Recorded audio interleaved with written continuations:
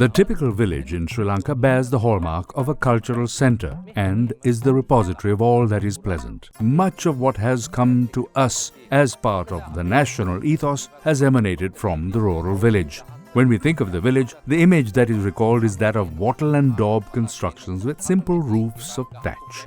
While there were villages that were under royal patronage and maintained by retainers within the court, there were other types of villages as well, such as villages that were spawned by virtue of them being near water resources and tanks, and these were hydraulic communities. Such villages' very existence was completely dependent on respecting nature and natural resources. People were conscious of limiting themselves, the space they occupied, and their livelihood so as to protect nature rather than cause stress to it.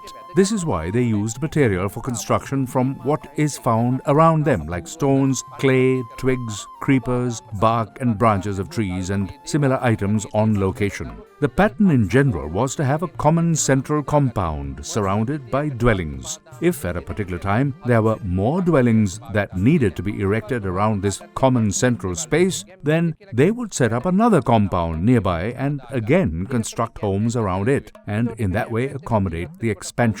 It was in this way that communities were established and nourished by their proximity to the local tank. There was the provision of a granite platform that was buried in the ground with the surface showing just above, and it was on this solid surface that the community around the courtyard or compound would bring their measures of rice and have them pounded to fine flour using a pestle and mortar. Then from the nearby slash and burn cultivation there would be millet, which again had to be ground before being used as food. For this purpose, there was a mill also made of stone with which the grain could be processed until it was ready for use. The individual kitchens were also equipped according to a pattern, and there too usually a hearth was constructed of clay, and the utensils were also of clay or sometimes of steel.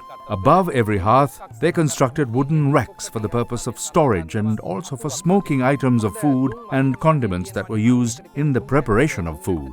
In addition to serving as a platform for smoking the food, they stored items of food such as seed for the next planting, or sweet corn, or any other item that needed to be kept at hand. Some perishable items of food were kept here because they were better preserved in the dried and smoked state. This kind of society was familial in nature. All individuals were included in the goings-on and activity in the village, and that is why it had the strength to remain over generations for thousands of years and was able to endure because of being interconnected within the village ethos.